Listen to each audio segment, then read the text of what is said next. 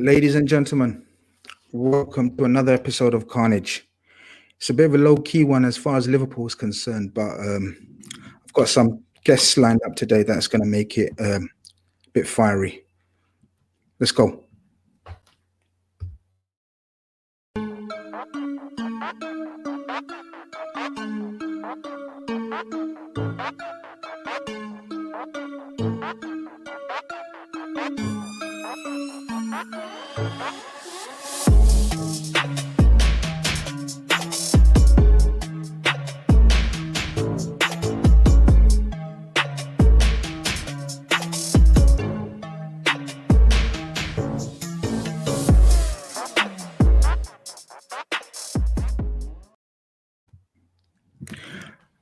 Welcome, ladies and gentlemen.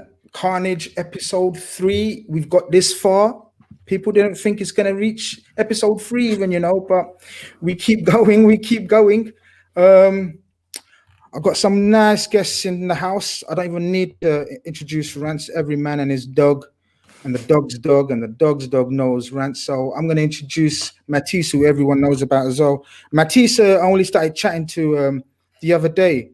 And it's not often I hear a Chelsea fan talk as much sense as this brother did. So I had to get him on my show because this show is all about people that chat football and sense at the same time. And it's a rarity, in my opinion. So, Matisse, welcome to Khanage, my brother. Thank you, bro. It's appreciated. Thanks for the big up and thanks for having me. It's a pleasure to be here. And obviously, I'm familiar with Rants. I do his streams as well. So I'm familiar here. It's good to be here, bro. That's what I'm saying. As I said, everyone knows Rants, but still Rants. What's going on? I know you've been very busy this week. What's happening? This week, today, this is my 7th stream today. Yeah, but forget the streams. Tell everyone the mad story about what happened in the end, so to speak, man. Yesterday, did you see that, bro? Yeah. But obviously, some of my Liverpool people won't know what happened. So tell them, because this is a mad world. I was on. We've got a bus in it, it's like one of them pimped out buses. And basically the engines, the generator. We do podcasts and stuff like that on the bus in the ends, and we're on the strip in Church Road, strip parked out in the front, setting up to do a podcast. Channel 4 are there, so they sent 2 people from Channel 4 on the bus. We're doing some work. We are on the top floor of the bus. Outside the window, we see this nitties ran on the bus, grabbed the rucksack. Obviously, we got brand new Apple Macs, everything, started belting down the street, stole the rucksack. And it was mad, yeah. A few boys were on the strip. Obviously, furlough or no furlough, the man them are always on the strip. Do you know what I mean? There's no furlough business. So they've seen the guy running off, yeah. One of them jumped on a moped, chased this guy. Literally through the streets, down the alleyway, clapped him with a bike helmet, knocked him out. We've had to run over now, get the bag back, pin this guy down until the police comes. So ended up it was a madness. It was a madness, bro. We was waiting. Did he run off with the? He took the rucksack and he was on his bag running, bro. Chased him, bro, full rucksack. So he parked up his bike. He's got a bike. No, what happened was. The geezer must have been. I reckon he was just walking past, and it was an opportunist thing. He saw the bags on the bike, so he's grabbed the bag and he started to run. But the kids have seen him running with the rucksack and saw he came off the bus. So one of the kids was obviously just chilling, chatting to his boys on a moped, saw him and chased him because he knew that he stole the stuff in it. Because they know the bus, in the ends, it's got logos and that on the side. They know who owns the bus. So because they know who owns the bus. They were right, he stole something, chased him down, clapped him with a bike helmet, and then just had to kind of pin man until the police came. So had one knee in his hip or one in his throat. Do you know what I mean? You just have to pin man down, innit? Little basically a normal day in London, man. Basically, it was normal, bruv. The police came about half an hour later, and then we just went back to filming. That was it. Nothing got stolen. Didn't file a police report or nothing. We just told them to let him go. Just take him out the area because the kids would have beaten him up.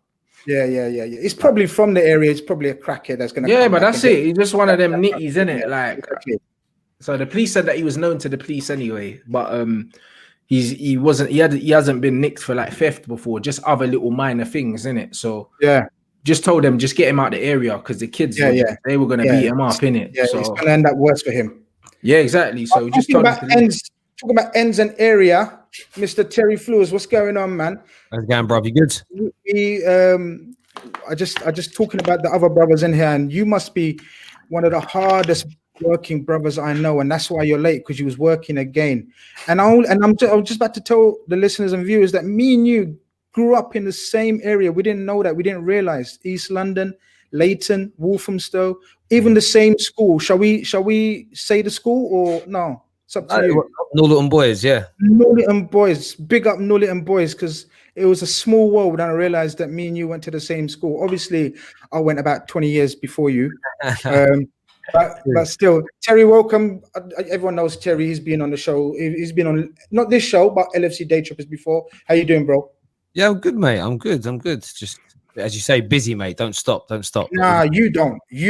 Like, you and Rants don't stop. Like, me and Matisse is, I think, calmer, but maybe I'm reading it wrong. But maybe Matisse is as mad as you lot. Matisse, what's your schedule like these days? Well, my schedule is slowly picking up. I mean, I'm very new to this YouTube game, so I've only been here for about 3 weeks. But I do a lot of things. I try to do a lot of things outside YouTube as well, because I'm very interested in presenting. We was at the Palace Stadium just in the evening there as well. So just when I got home, bang, back out the door again to film for the FBA Awards. So yeah, we're getting busier. So hopefully 2021 is just going to be a straight madness every single day. That's what I like to hear, man. That's what I like to hear. The thing is, right, I'm not gonna lie, I'm new as well. Like, Rants has been on my case to do this shit for years, literally like 3 years. And I'm well lazy, but when I see people like Terry and Rants, man, doing so well for themselves, I'm not saying it, and I've said it to themselves, man. I'm tired of like saying to their faces, but like behind their backs, but they're inspirations, man. These mans are inspirations. But anyway, look, it's been a mad week, you know. I'm not gonna lie. For me personally, it's been a very low-key week. Not because of only Liverpool, like before Terry does that nasty laugh of his, right? I don't want. There he goes, that nasty, irritating laugh. But just generally, man. First, we hear about the death of Heavy D. That came as a shock.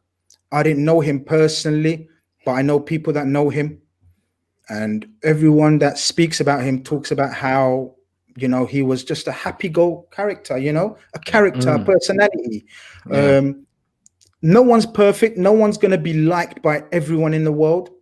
But anyone that keeps smiling, I've got no issues with people that keep smiling and just want to put smile on other people's faces, you know, because that's the best way to go, man, where people remember you smiling as well. So that was sad. And then just a couple of hours later, my main man, boy, my hero, the reason why I started loving football, Diego Maradona, man, you hear about him, and 60s no age. So I just wanted to go around and ask you guys about your memories of Maradona and what he meant to you guys, and, you know, just give your sort of tributes, I should say, to Maradona. I'm going to start with the debutant always. We just put pressure on the new man always, Matisse. We don't hold back, you know what I mean? So you go first, bro. I mean, I was too young to really watch him live, as you guys probably would guess. But when I hear about, you know, my dad speaking about him and talking about back when stats wasn't a thing, where, yeah, Maradona hit top stats. That's why he was up there with the greatest of all time. You know, people have their debates and whatnot, but people from that era will tell you he was the greatest because he's the one that made them fall in love with the game. And you know, players like closer to home for me, like Ronaldinho, those type of players where you're not talking about stats every 5 minutes. You just watch them and you just love the game. Do you know what I mean? They're the type of players where, whether they score or assist or not, they just put a smile on your face. And I've seen some of the comps that were going around on, you know, on the day that he passed on Twitter. And wow, man, do you know what I mean? Even in the training sessions before the game, this guy's doing kick-ups. He's just loving life. Do you know what I mean? And what separates for me Maradona, because like I said, I didn't get to watch him live because there's loads of great players, but what his personality, that's something special. Do you know what I mean? That guy was he was a happy guy. He just loved life. He just did whatever he wanted to do. Do you know what I mean? And I love the fact that you can put a personality to him as well. I've seen clips of him dancing, you know what I mean, at the World Cup, I think, dancing in the stadium on the top tier, just like boogieing and whatnot. The guy was just he had such a personality to him. So yeah, To be honest, the biggest thing I can say about Maradona is he's the player that I wish I could have watched. If I could pick a player that I didn't get to see that I wanted to see, it would be him. Because when you're skipping around 3-4 man and you're really just enjoying life, you're not even really trying. Do you know what I mean? That for me is the pinnacle. So unbelievable. You know when people talk about sort of like why I do this, or I'm sure people ask Rants and Terry why they do that, and it's sort of linked to sort of because I enjoy it. I really love talking football. I love it. It's beautiful. Football is what I do. It's what I enjoy. And it's same with Maradona. When he played, it's like Ronaldinho, but he was the original. He was balling out there like it was his garden. That's how he used to play, and he used to take that on the pitch. Who can do that? Rants, I know you're a big fan of Maradona. What are you saying, man? Yeah, he was special, man. You know what I mean? He was special, man. And it was like people say, oh, like Maradona was Messi before Messi and that, but bro, Maradona was built like a shithouse as well. It's not like he was some little skinny guy dribbling past. Carlos size, man. He was stocky, bro. Like he was literally built like he pulled tractors and that, and he was still running past people with the touch and the finesse of a Messi. Yeah, but he's like the 3 Messis, bro. The size of him. Do you know what I mean? The size of his legs, broad shoulders, like thick neck, like, you know what I mean? He was proper built like Roberto Carlos, like you said, but he dribbled and he had all the grace of a player like a third of his size. Like he's special. Like he could play in any era. Do you know what I mean? Even in today's football, yeah, with his build and that, bruv. When people look at Adama Traore and that, yeah, imagine someone built like that, yeah, with ballerina feet. Like, it's a joke. It doesn't make sense, bro. But the thing is, Trent, he had to be like that, though, innit? He had to be built like that because the defenders in them times had free reign. The man were really taking you out. They were coming in hip height for challenges, bro. Yeah, straight. We see that in the 82 World Cup where it was literally not try lynch him, but assassinate him. Like if he died on the pitch, no problem, man. We move on. Because that was the days where he had to play, and people forget all that because now you see players getting touched and they're gone. He had to have, how Rance described his build. He had to have that build, boy. Otherwise, he wouldn't have survived in the jungle. Yeah. Terry, what are you saying about Maradona, man? We have to say about him. What's interesting about Maradona? Yeah, I mean, the character of the man is just every year he had me in stitches. I mean, you mentioned the last World Cup. And yeah, he was dancing in the stadium doing what he was doing, but there was all this, like, what looked like flour or something that he spilled all over the window in front of him. Like, those moments, like, he's a grown man, so a grown man can do what he wants. The element of me that finds that funny is he didn't care. Didn't care. One thing, when someone doesn't care in life, but they're not hurting nobody else around them, I love that because he's just living his life, doing the best for him. I love that. As a football player, do you know what? Yeah, the hand of God is what gets spoken about a lot in this country. And yeah, as an Englishman, that annoys me. But that is like a minuscule part of what Maradona was. As a footballer, he had it all in terms of he had that flair and that skill. And I respect what was said about statistic. I like a stat. And even when you look at assistant... Oh, we're going to come on to stats. It's good you said that. Assistant exists when he was playing, so we have no idea how many goals he created. Yeah. But the man was an attacking midfielder primarily. And he scored 312 goals in 580 games. If you add assists into that, the man is for a fact he's going to have more than 200 assists in his career doing what he did. So if you add stats up, man's probably got somewhere in the region of 600 to 700 goal contributions in 580 odd games. It's out of this world. And as you say, in an era where you could kick players like him 10 times a game and not get sent off, to do that with that skill and then to do it with a smile on your face, it was amazing. And unlike a lot of the flair players that you see nowadays, you kick them, they roll around, they cry. I mean, go to that man had brawls, literal brawls on pitches, and he would get stuck in. He had flag kicking guys, bro. He had that typical RG flair and sort of temperament of that era. He had the skill. He loved his football, and he was a winner. He cared about winning. So he was, for me, he's the embodiment of everything amazing about football: flair, ability, aggression, outputs. Had it all. Amazing. Yeah, proper. It's interesting you said about the stats because you're right. Because the last thing we check about Maradona, when people mention Maradona, the last thing I don't know about you lot, but the last thing I worry about or look look up is his stats. Am I right? You don't need them, bro. Yeah, That's exactly. why. You don't need them. You don't need them because people don't need to tell. Now, Terry, you told me those stats, and that's like mad. I didn't even know those stats. For me, you don't need to tell me stats about Maradona to quantify how good he was. Straight, because you know he was so sensational. You see him play, and you realize that's what football is all about. And what you said about at the end, even all that taken into consideration, his smile and everything, he still won. You know, people can do tricks. People are skillful. There's been so many skillful players in the world. You know, we can go through a whole heap of players. But players that won everything in their career, that's just, you know, God bless his soul, man. And you know, he's a character and a personality that will live on, man. I don't know if you guys saw the tribute outside the stadium today. Did you guys catch any images? Yeah, incredible. And they've renamed the stadium after him as well, which is brilliant as well. Yeah. See, I think they should have named it before. For sure. I suppose they probably looked at it like they probably planned to, but didn't expect. Because Napoli, I don't know how would you guys compare Napoli in the Premier League? Like Tottenham, I don't know.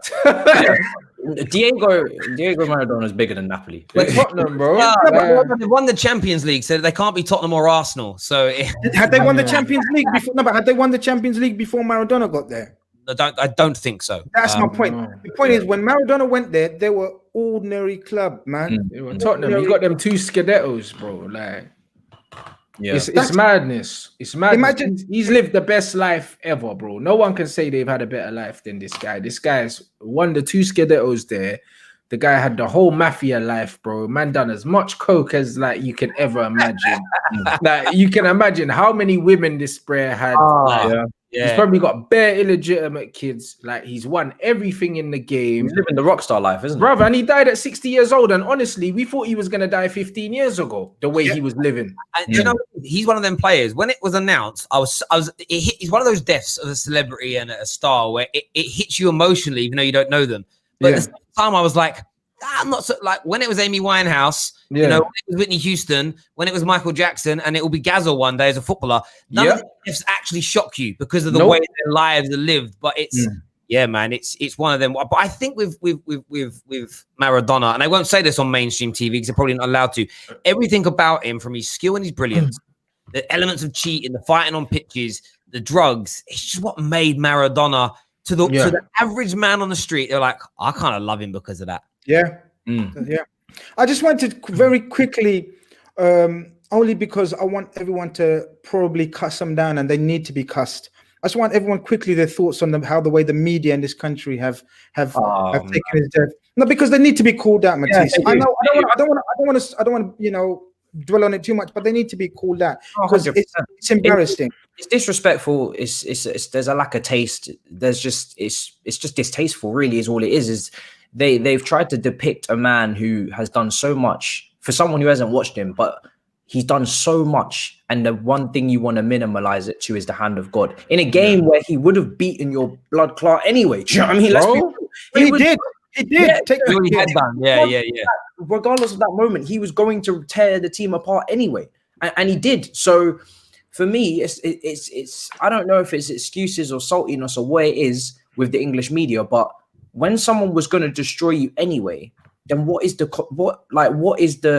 saltiness to continue to hang that over him even after he's passed? Like you can't just dedicate his life to more than that. I don't understand it. For me, I think it's just the 3 newspapers that have really done it are all owned by the same people. We all know what political agenda they have, and it'll stem back to the problems with Argentina as a nation. That's where a lot of the hand goes back to Falklands, isn't it? Yeah, exactly. It goes back to those elements there and where they depict on. But even to Peter Shilton, someone I've met and someone I know, I read his whole interview. He did mention the hand of God thing, but it was a side note in his comment. The majority of it was how wonderful a player he is, how well class he was, how I'm so devastated he's gone, condolences to the family. But then they took the one line out of it where somebody, I think one of the journalists said to him something along the lines of, do you still think about that moment? And he said, well, I always called him a cheat for doing it. That will never change, but we're not here to talk about that. But that's the bit they focused on. And it's like, I feel sorry for him because they're twisting his words when 95% of what he said was a glowing kind of eulogy to the player. But yeah, that look, we know what that media is like. Look what they did to Rashford just last week. Look what they did to Mason Greenwood the week before that. Look what they've been doing to Sterling ever since he left Liverpool. We know what this gutter press are doing, man. These pagans, bro. That's all they are. We can't act surprised because they've been trash from as long as I can remember. I don't know about you guys. It was always this, but the way that they've treated certain players, the Sterling versus Foden situation with the houses, from Rashford to feeding kids, and suddenly that's not good enough as well.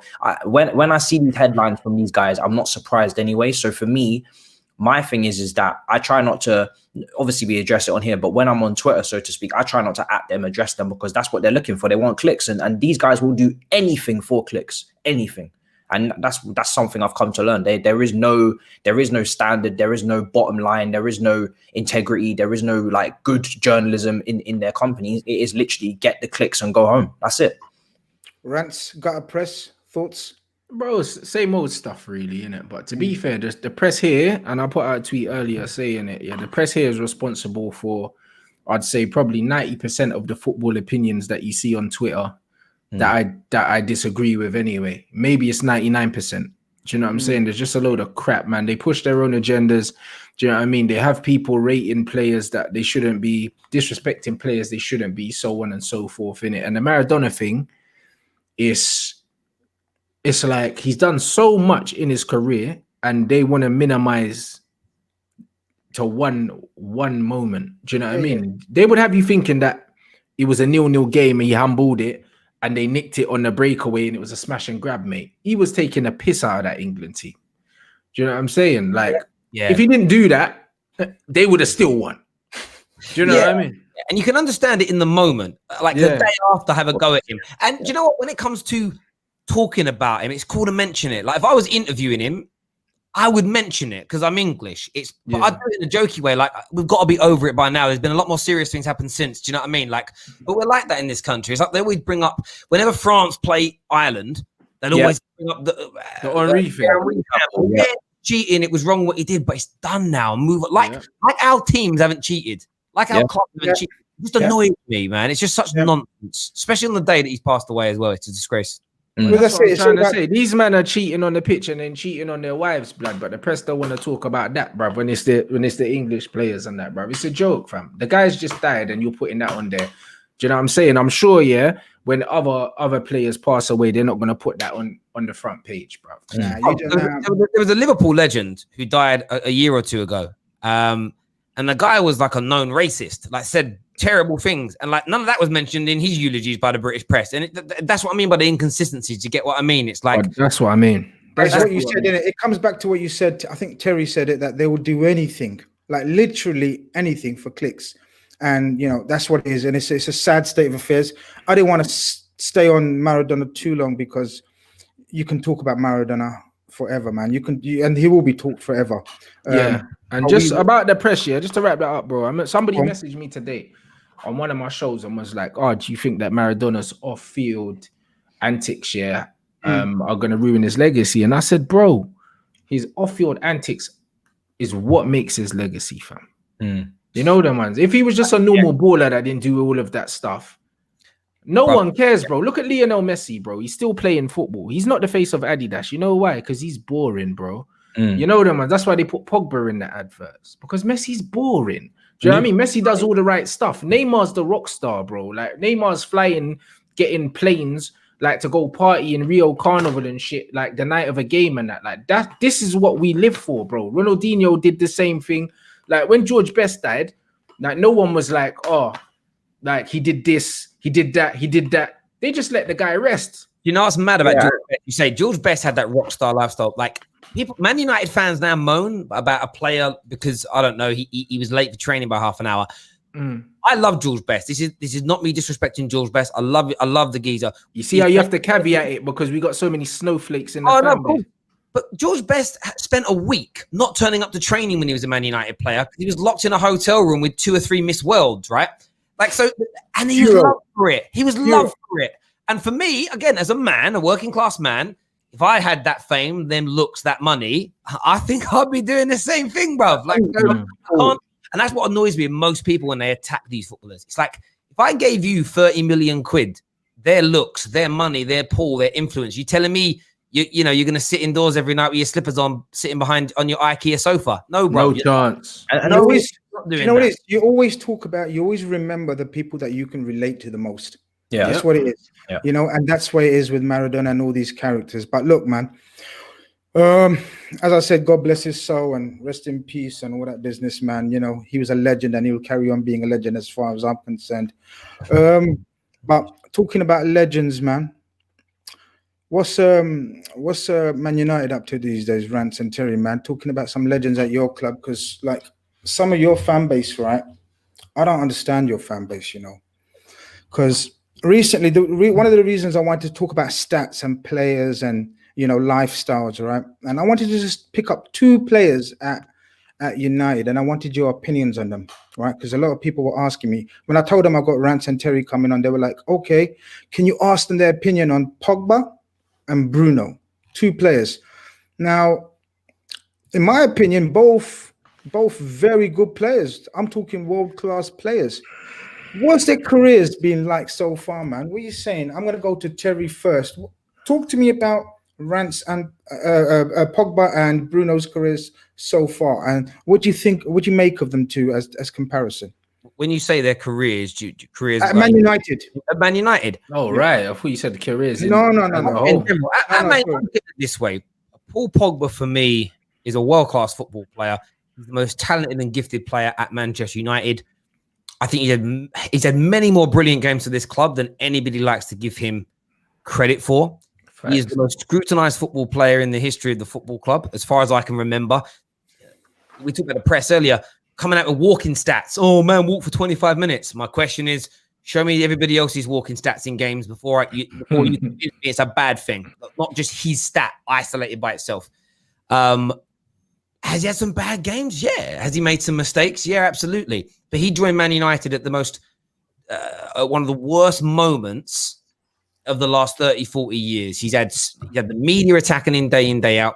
He's had managers attacking him, well, one manager attacking him week in, week out. He's had half the fan base against him for one reason or another since day one. Why is that? Because that's what I'm going to pick up on. Say how you feel.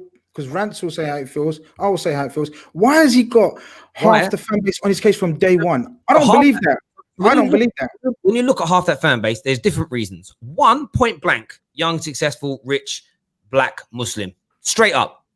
Big part of it is down to that man drinking red wine. I'm loving that, Rants, bro. There'll be other people that still haven't forgiven him for leaving in the first place, being with Raiola. Yeah. There's a mixture of people. There's a mixture, but you can tell between the ones that hate him and the ones that are like, no, I don't think he's good enough.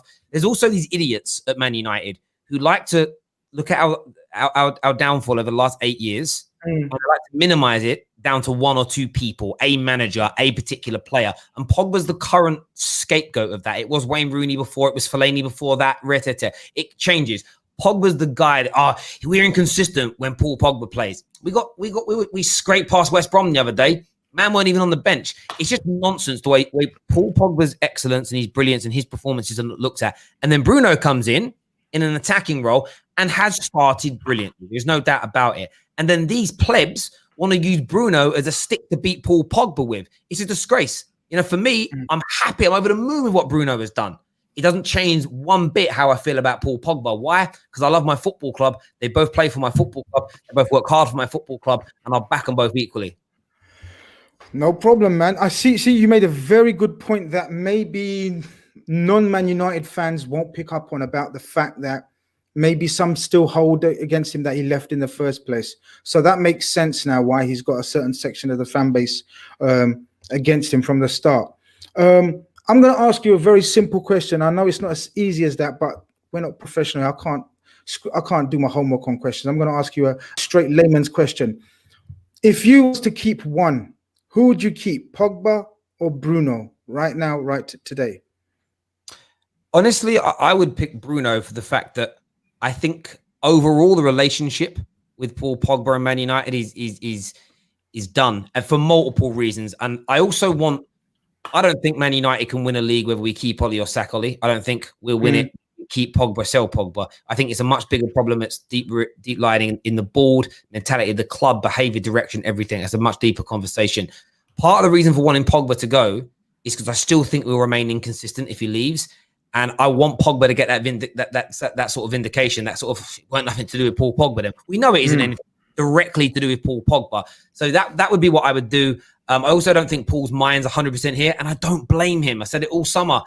He's been sold a lie, mistreated by the club and everybody. The only person with a senior figure at the club who I think has treated Pogba well and protected him as best he can has been Ollie. And there's irony in that, considering that he's probably he's got enough on his plate. He's got enough on his plate. So, yeah, for me, I would probably pick Pogba, but it isn't because I think he's trash or because he hasn't delivered or I don't like him. I'll be sad to see him go, but I wish him all the best and hopefully he can be successful elsewhere.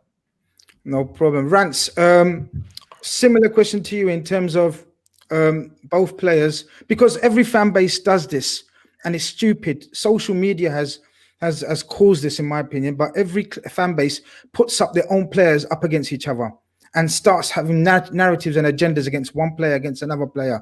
I just wanted to just give me your opinions on the overall careers at Man United of them so far. I know it's unfair because Bruno's just come in, etc., but generally. Bro, Bruno's the new toy, innit? So it is very unfair. That's it. You can't really compare them, bro. Like, as much as everyone's eulogizing, Bruno's had a good start, but we've won nothing. So what does it all mean? Pogba's got 2 trophies at the club and a Community Shield if you wanna count that as an achievement as well. We haven't won anything. Do you know what I mean? So we can't say that Bruno's had a better career at the club. He's not won anything, mate. Do you know what I mean? And that's what it is. And the thing is, like Terry said, there's a lot of Pogba has way more good games for the club than bad games that he doesn't get credit for. And he never will. He's the most highly scrutinized. Everyone talks about Pogba's form, but guess what? Ollie's never won more than 3 games in the trot, in 2 years. Is that Paul Pogba's fault? Paul Pogba hasn't been playing and they're still not winning games. So whose fault is that? Do you know what I mean? But it's always Pogba. Even when he's not in the squad, people want to talk about him. I'm sick of it. Do you know what I mean? Bruno scored a good goal the other night. Pogba's not in the squad. I got people in the comments talking about Pogba. Like, drop me out, mate. Do you know what I mean? And this is what I mean about the situation and the fan base, bro. That's why I don't have the energy for these people, honestly.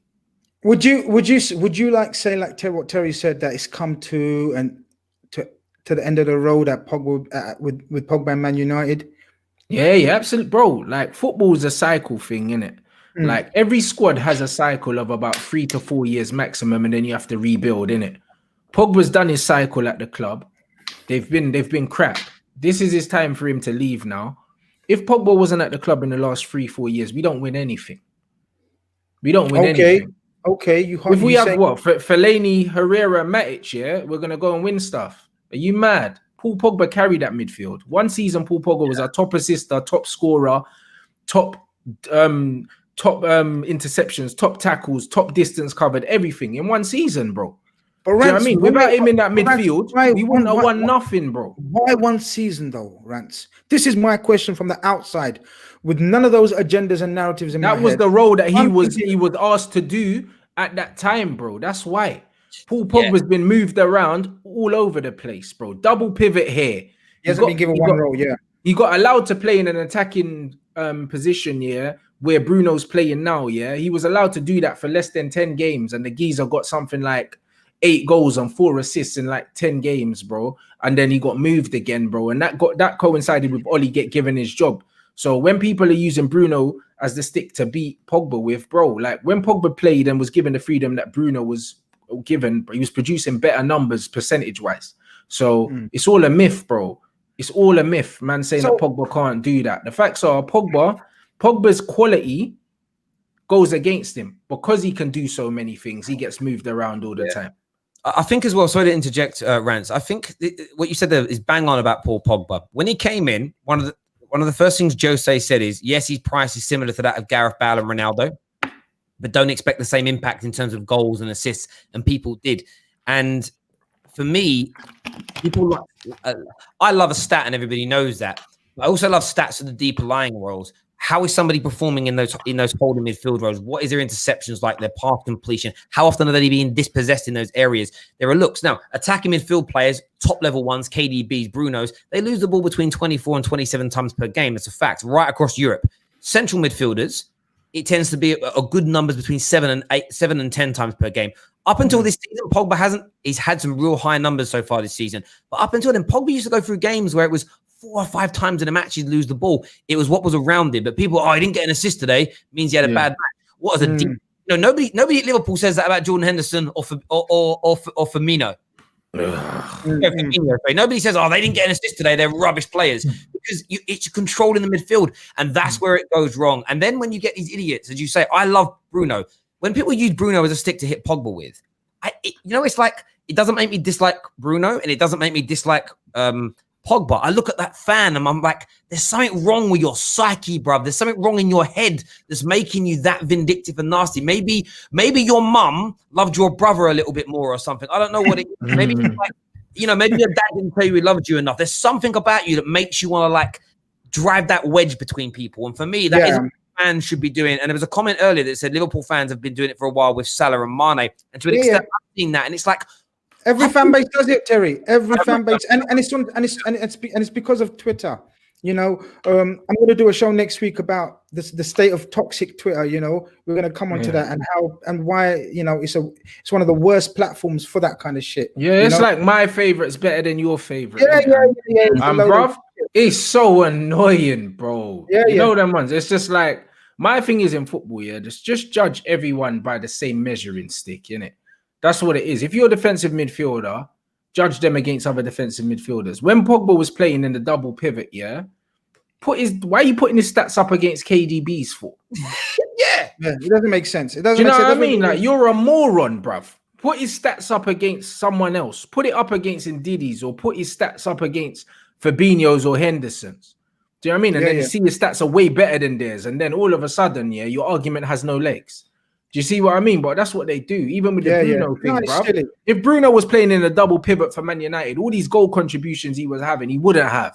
Exactly, because he's Guys, before we go on, I just read this message, and it's true, man. It's like I'm new to this thing, about likes and YouTubes and subscribers and all this bullshit, But for me, 400 people is big. I'm not on these brothers levels, So 400 people. You said not many likes though. Try and get the likes. That's what I'm saying. And not many likes. Like, try and get the likes. I always try and get the likes for like 50. But it's free. It's one of those stupid ones, and it's free. It takes you like not even a second. Just press that button.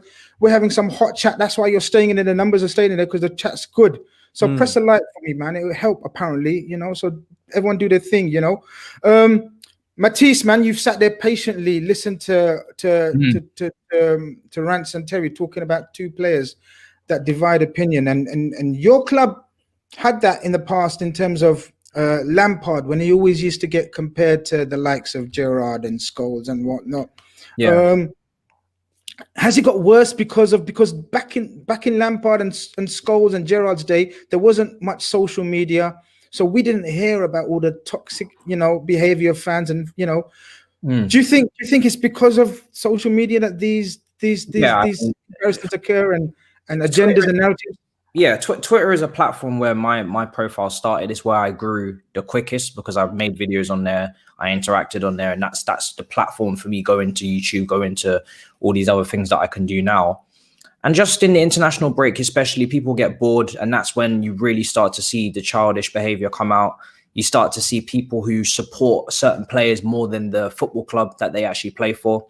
I call them stands. It's embarrassing. I mean, you can rep the player, rep whoever you want to actually rep in your profiler, but these men are anonymous. You know what I mean?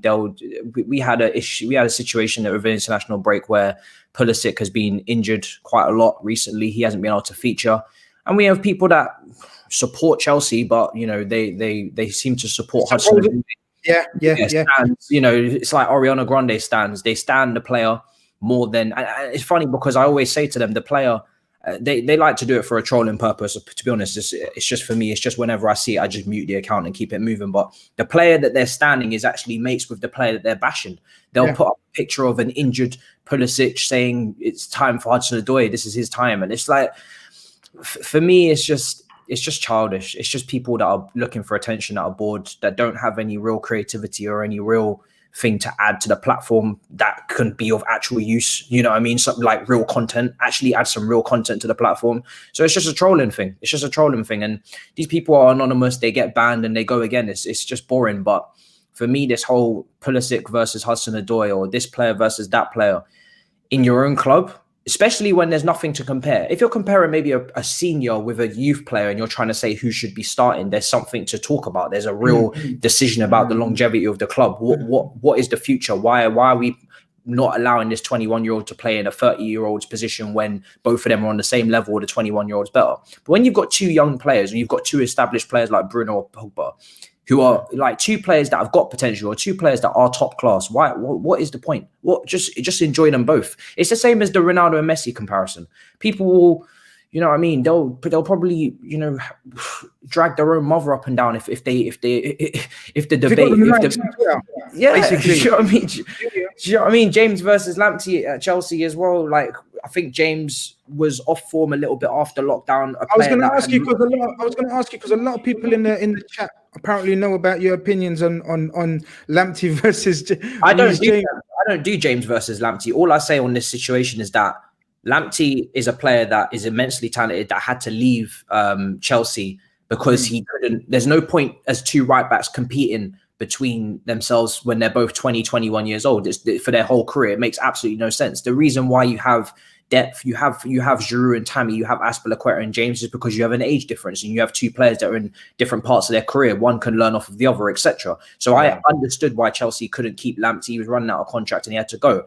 Our fans, after lockdown, James went into a little bit of tough form, even though he'd been the main source of our chance creation for the whole season. We get the ball out to the right. He whips in crosses. We can see how talented he is. We can see that he's one player of the year at Wigan. We can see that he's captained the team in his last game. We can see all of the quality that Reece James brings to the team. But because he was a bit off form, people decided that it was going to just start abusing Reece James and they wanted Lamptey back. And it's short-minded, it's short-termism. And reactionary, very reactionary. How old is Reece James again? Because Reece James is like 20, 21. He's a young guy. Do you know what I mean? And they're both talented players, but I don't get involved in who's better versus, because for me, they're both just going to be world-class players. It's as simple as that. And any team's going to be happy to have them. I don't get involved in this Greenwood versus Foden, this Saka versus Hudson-Odoi, this Lamptey. These are all just top quality young players. That's it. Period.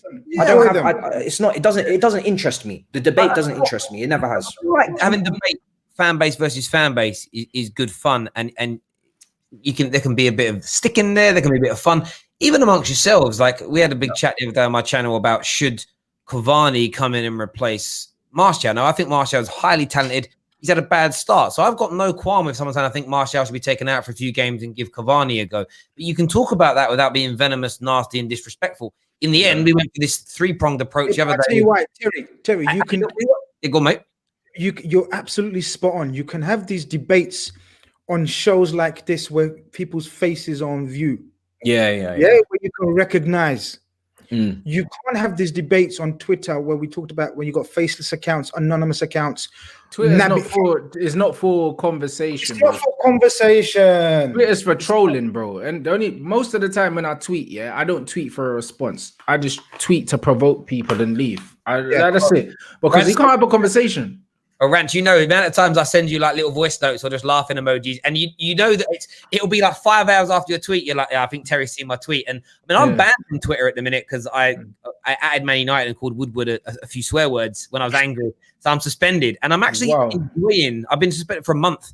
I'm actually quite enjoying because now it's just the guy runs the. Yeah, you use it less and less, and you realize you use it. So for me, it's like I'm quite enjoying not seeing the nonsense on Twitter. It's quite nice. It's quite therapeutic, to be fair. Bro, I don't really go on there and check what's going on, bro. Like, if you see my filters on Twitter, I don't see anything, bro. Like, I don't see anything. I don't see a lot of the stuff that people are either atting me in or whatever. Like, people will message me and say, right, you're trending on Twitter, and I'll be like, oh, really? That's nice. I haven't seen a single comment.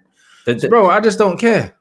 That's good because that makes sense now, because I've been bear trolling you, but it's good. You don't see my. The thing is, I'm always gonna love Twitter because it's where I started. But I hear you. Yeah, I do love Twitter, but I just don't like debates when they become recycled, and that's when the international break comes in. When people get bored, and when people get bored, they start doing stupid stuff. I like the debates, but there just needs to be a bit more variety.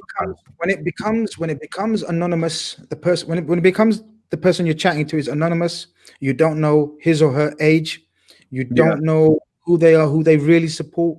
It's a dangerous thing. You just step out, as Rant says. That's the moment you just step out and put it on mute and just say what your opinion is on the current situation of your team or other teams, and then go about your business. Or maybe, because you're right, I'm like you, Matisse. I love Twitter because that's where it started for me as well. But it's all about what I do now. I only interact with my old school followers from time. The people that you know, people that not necessarily in real life, but someone you've conversed with from day. So all these new, like for us, it's all this Naby season accounts and Firmino, all these names, like the players that they stand, man. It's ridiculous trying to deal with them. So, but that's for another day, man. I just want to know where we at with our clubs, man. Where we at, Terry? Where you at with United at the moment? I mean, look, top of your Champions League group, flying. Won your last game in the league as well, like with a spectacular penalty. At the end of the day, listen, man, we've got a little saying on the football terrace at the minute now. KJ is pushing this agenda. We just vibes FC. It's like we take each game as it comes. We do well, I'll celebrate. If we lose, I'll be frustrated. Like I stand by it when it comes to Ollie. I think he's improved since he's been the Man United manager. But I don't think he's ever going to be good enough to make us Premier League champions. But I don't think replacing him is going to do that either, because I think the problems lie deeper at the club. Been saying that for 4 or 5 years now. So, my dad said this to me many, many years ago. If you can't kind of change something, change your attitude towards it. And my attitude now is just to enjoy a win when it comes and to be annoyed when a loss happens and just vibe it. Don't raise. I can't have high expectations for my club. Some people are doing well. Really impressed with Alex Telles has come in. He's looking really, really good. We're doing well. You see the difference between killing it. Yeah, so we've got some good stuff happening. I'm looking forward to seeing Mason now. He's fit again. I love how Ollie's protected him. So something I will praise Ollie for. I think he's going to fly. So there's things to look forward to. But what I'm not doing is I'm not allowing myself to set these expectations where I think, right, we can really have a go now. Because I told my view is this. I feel like Alfie Moon in EastEnders. I keep taking Cat Slater back, and then she cheats on me again.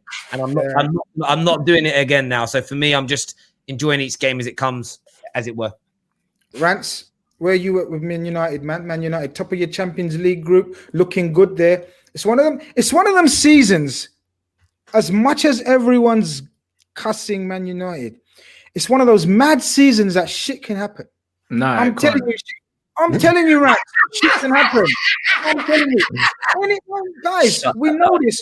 Listen, when Aston Villa beat Liverpool 7-2 in the season, don't tell me nothing can not happen, man. Anything can happen. Bro, listen, yeah. Like, it's one of them ones where, like Terry said, do you know what I'm saying? If you can't change something, you change your attitude towards it. So my attitude is whatever, innit?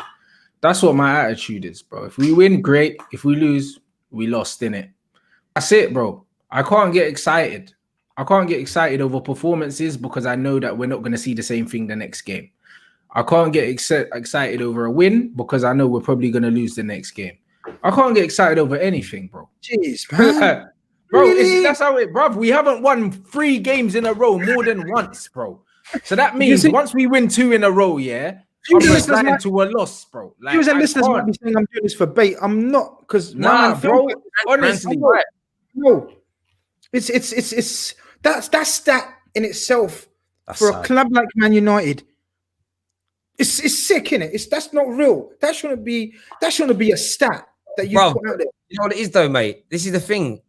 This is why I'm not even mad at Ollie all the time. Sometimes I'm because this has been like, we look at West Brom at the weekend. We've struggled against average teams for 8 years with 4 different managers, with and without Paul Pogba, with and without Fellaini, with and without Rooney, with and without all these players. Like, it hasn't made any real difference. Yes, the win percentage in the last 10, 11 months is at 66%, which is actually nearly the best 12 months we've had in this whole time. But that doesn't make me get my hopes up, because we could lose 5 games on the bounce over Christmas and I'd be angry, but there wouldn't be a surprise. You get what I'm saying? This isn't like back surprise. There's your long lost dad. No, I'm expecting how I feel with it. Just a quick super chat there for RM Skillen. Thank you very much. Big up to Terry, the most honest mank in the game. I would say the most honest Londoner who supports Manchester in the goal. You know what I mean? His accent is anything but Manc, bro. He's like me, man. Look, before we come up to Chelsea's fortunes, man, what's your your expectations? Both of your expectations are dead. Well, not even top four. We're doing well we're not finishing in the top 4 with Oli as the manager, 1 and 2. Champions League, we're not gonna win it, so I can't get excited about Champions League form. I can't get excited about it, bro. Because if I'm being real, you can get excited about the performances in Europe, no, but not really, bro. Because the thing is, I can see holes in them, bro. You know them ones. I'm the kind of guy, I'll celebrate at the time and then I'll watch the game back. That's why I never do match reaction straight away no more. Like more times I'll give it an hour so I can watch it back. Like when we beat PSG, everyone was so excited. Rio and Hargreaves and then man were rubbing one out to Axel Tuanzebe and that, And then I watched the game back and I was like, bruv, Wan-Bissaka was saving his ass. He made bare mistakes in that game. But because we were so excited during the game that we were keeping Mbappe out, we were just gassed. And when I watched it back, I was like, this kid's suspect. And then literally, like, every time since I've seen him, he looks suspect. Then Babar spun him. And then, like, literally last game as well, when he came on, he was getting had up again, bro. It's like, honestly, when you're in the moment and you're emotional, you don't see the game properly, bro. And especially when the commentators are saying things and then fans are tweeting things.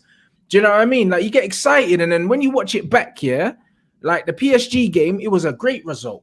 Do you know what I'm saying? But on another day, the save that De Gea makes from Kazawa, in the first 10 minutes, that set the tone for the game. Because I'll tell you what, bruv, if PSG score that goal, all of a sudden it's a different match altogether. Do you know what I mean? And then when I look at the Leipzig game as well, it was never a 5-0 game.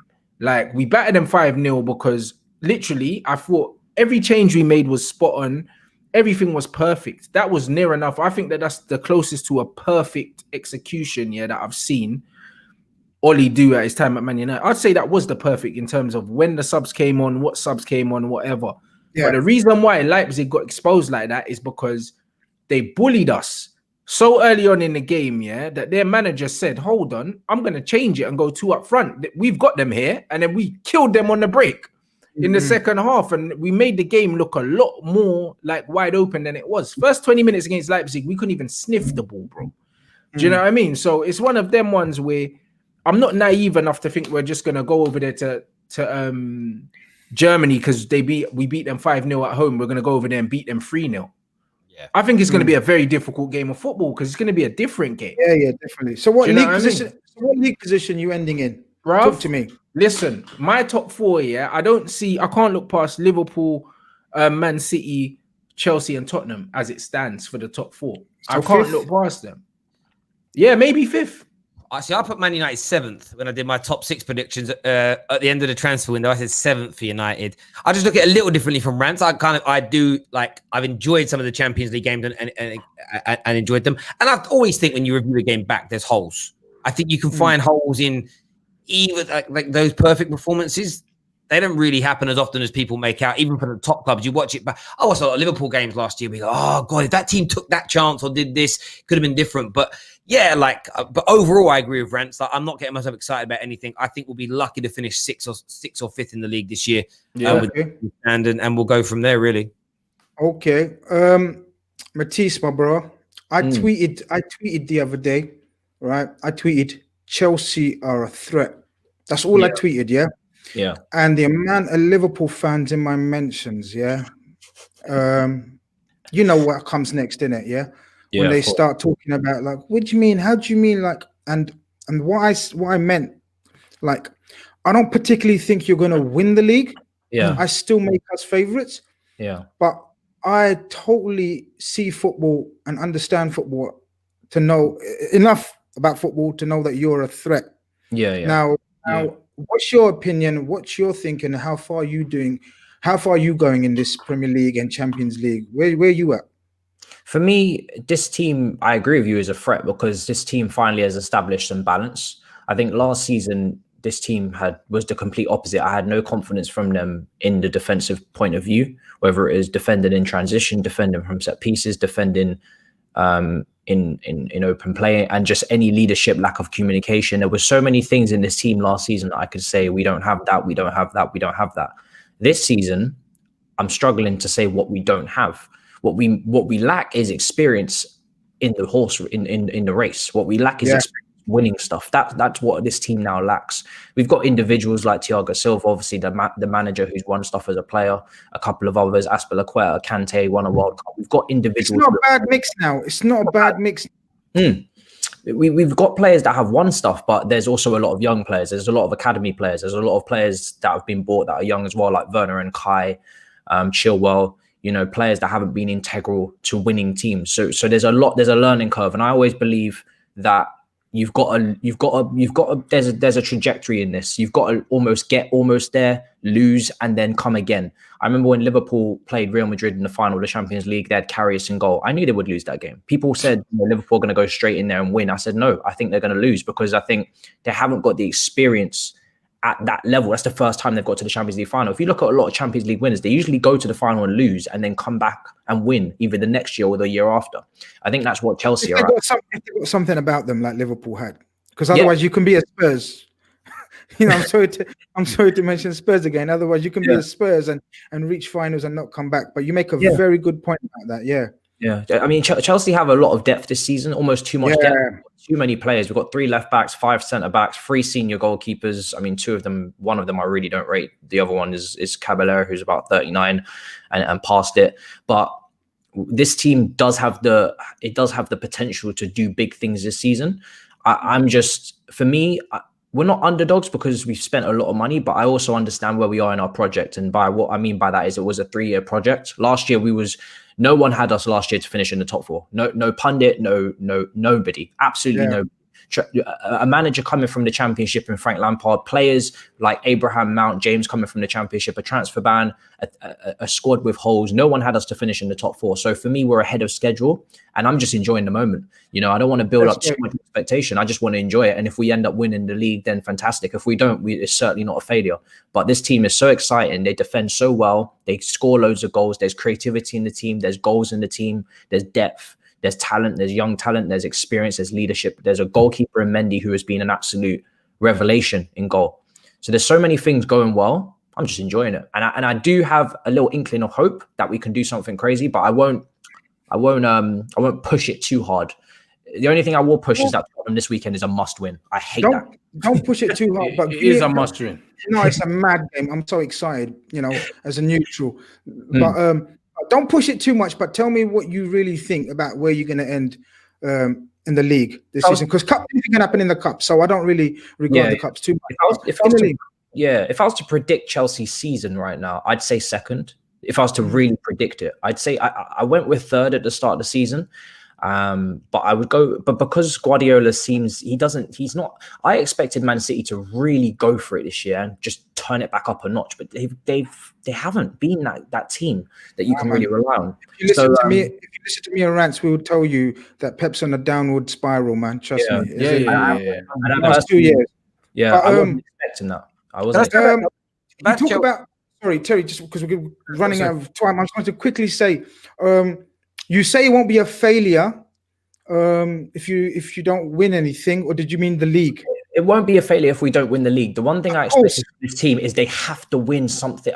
For me, this is a winning club. I'm very disappointed that we lost the Carabao Cup game against Tottenham because I really want us to win a cup. Because I remember when Joe Cole won his Carling Cup under Mourinho, I think in that first season, and he said it was like the Champions League. And what he meant by that is that you do not want to become a team, especially a young team like ours, that doesn't win a trophy. You want to embed a winning mentality in your players. Not that we just go out there and play football and we enjoy and we score goals and we finish high up the table. Winning culture.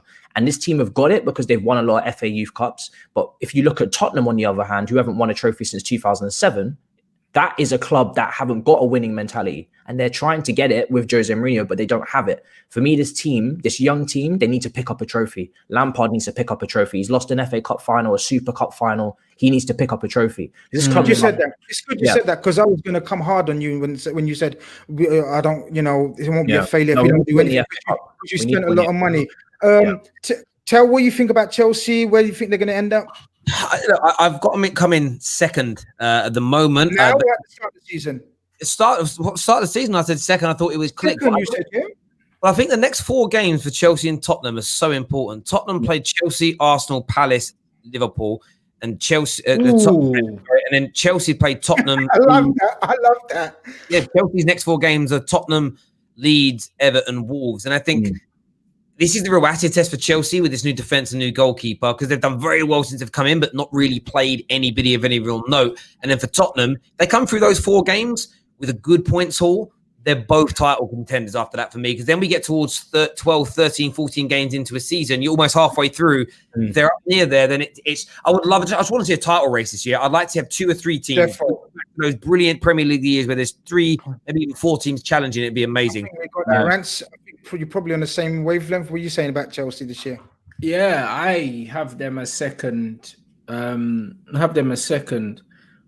and I have City as probably third, and then Tottenham as 4th. Yeah, if things continue to go the way they are going now. But I had City to win the league at the start of the season. But bruv, Pep's finished, innit? He's finished. I couldn't believe it when he signed that new deal. I just thought he's really raking it in, innit? You know what I mean? I'm happy that he signed. I'm happy that signed. I'm not gonna lie to you.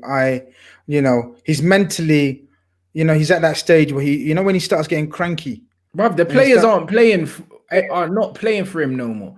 They're not. And when I say they're not playing for him no more, you see the zest and stuff that they had before, like when it was like even at 2-0 down, you thought City could turn you over. Now, I've seen a stat somewhere that when they concede the first goal, that's the best stat. They're done.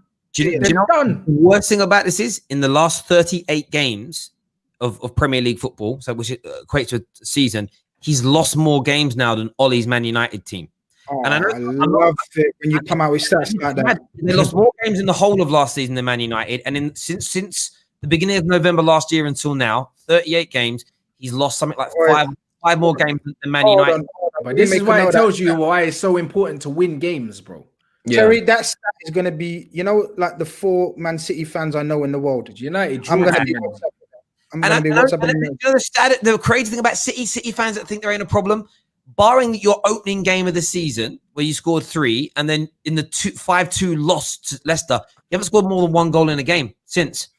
Oh man! So what I'm gauging from this stat. So you guys, despite Liverpool's situation, because we're going to end this stream now, because I don't like going over an hour because people start falling asleep, but I know they haven't fallen asleep, and I hope they've been pressing that like button while they've been awake.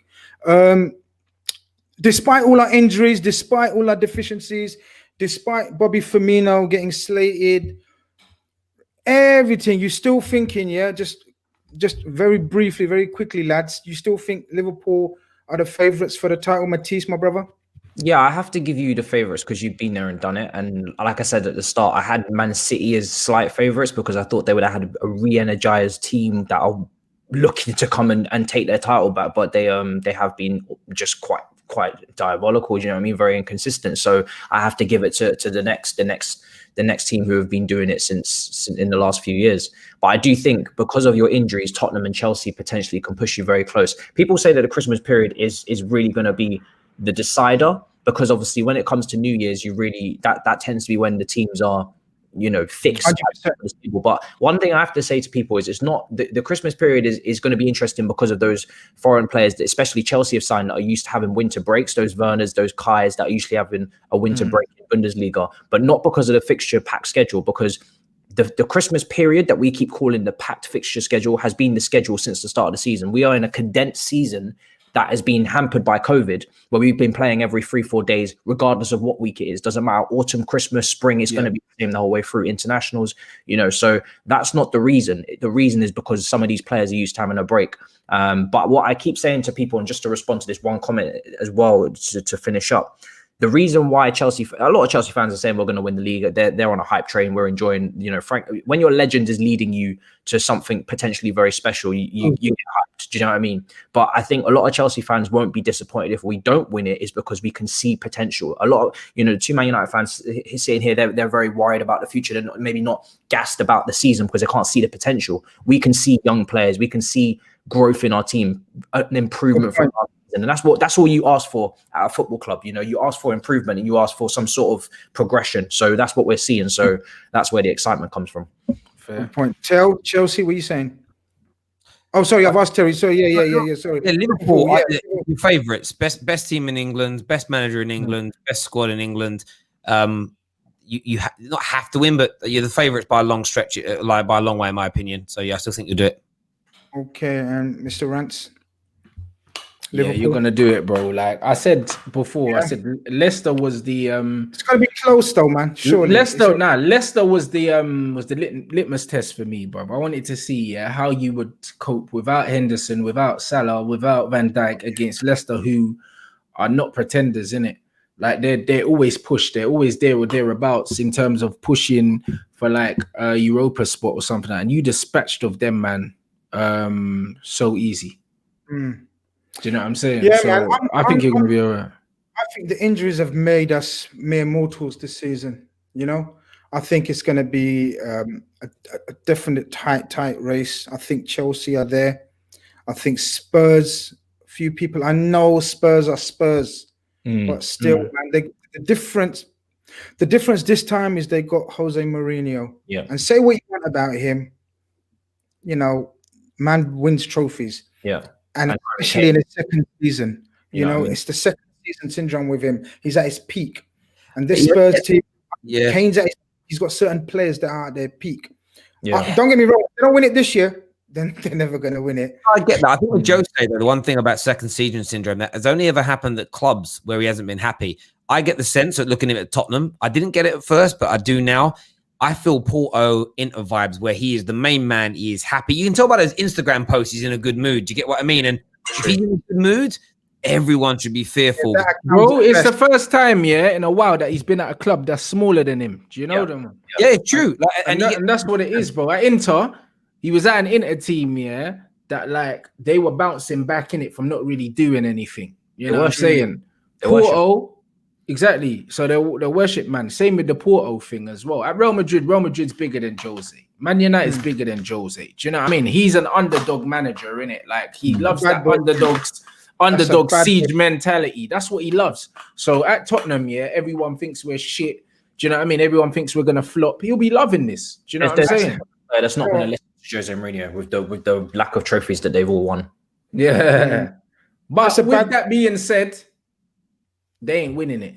I knew you were going to end on that. I knew you were going to that big build up. I knew he's going to just switch at the end on them. I love the way you say that because one thing I've been saying is I'm personally I can bear Liverpool winning titles. Like I don't want to see it. Obviously, I want to see my club win it. But if Liverpool win it, I don't feel this type of anger that a lot of people do.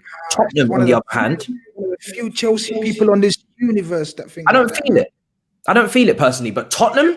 If Tottenham are in it, we go to war. If Tottenham are in it, if it's Chelsea versus Tottenham, then scrap the project, scrap the long-term thinking. We must beat them for the title. The neutral from that. That's kind of why I think Liverpool are going to be there. But that's why I kind of want to. I want to see two traditional rivals going like City versus Liverpool. It doesn't have the same fit. If it's City Man United going for a City Liverpool, Man United Liverpool going for a title, it would be poison. But good poison that everyone enjoys. Tottenham, Chelsea will be the same thing. I would like to see that this season because we haven't had it. It feels like we haven't had that for 4 or 5 years now, where like real bitter rivals are going up against each other. Yeah, there's no way Chelsea can stand by and let Tottenham, Jose Mourinho. We can't allow it. It can't happen. I think it's going to be one of those mad seasons where seriously, guys, anything that can happen. I don't make anyone clear favorites.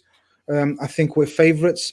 I'd make us clear favourites if we had a fully fit squad. In fact, a fully fit squad would be clear by now.